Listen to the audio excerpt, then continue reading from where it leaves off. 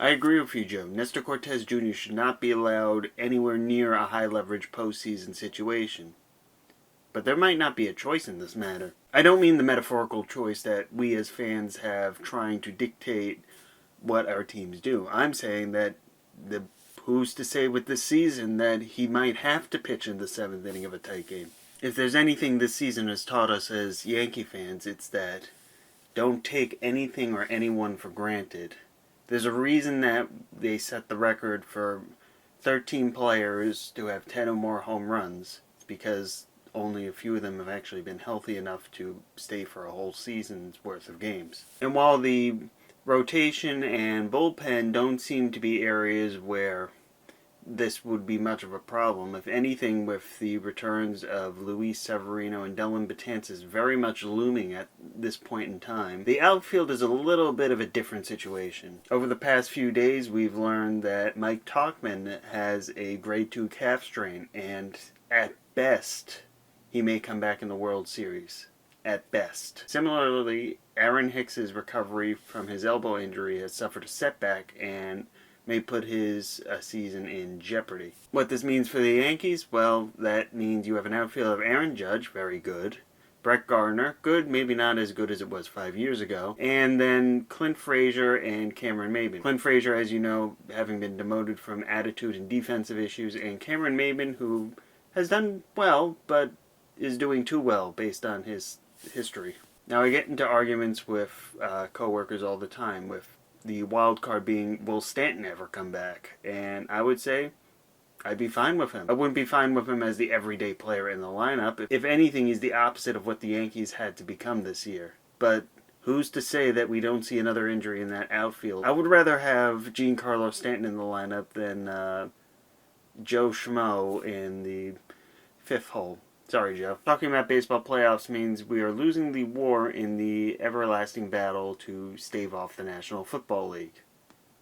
In other words, Week 1 is here. And Week 1 has given us quite a few surprises. Saints game proved that the football gods can giveth and the football gods can taketh away. The Jets and Browns stumbled after high expectations. And we have a little bit of drama surrounding some unknown guy. What's his name?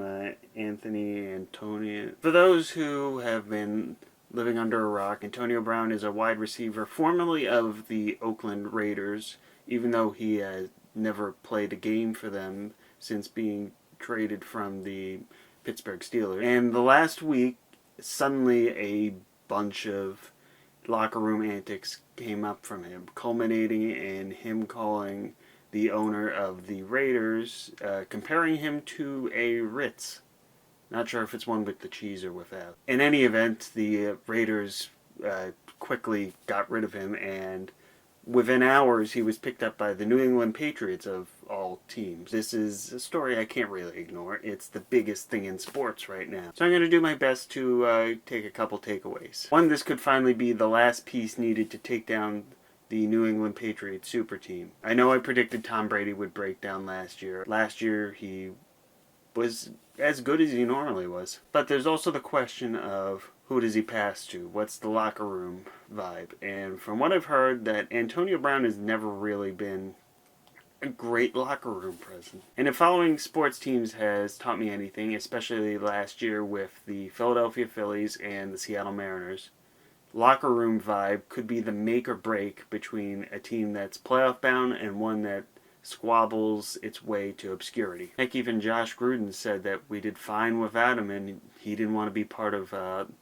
locker room. So Brown could be the straw that upsets the drink, if you will. Alternatively, he could also be the piece that sends New England to yet another Super Bowl. You can't argue with that talent. There's a reason that Oakland traded for him in the past. There's a reason that he was signed by the Patriots. There have also been Randy Moss comparisons, another guy who had troubles in Oakland and went on to star with the New England Patriots. So I'm very much willing to take a wait-and-see approach. At best, he'll be joining Tom Brady and Bill Belichick with yet another Super Bowl trophy in Foxborough. At worst, this could be even uglier than the Odell Beckham Jr. saga. But that's a topic for another day. What do you think, Joe? You think this Antonio Brown hoedown is overblown? Is it actually make sense to you? Wait your findings.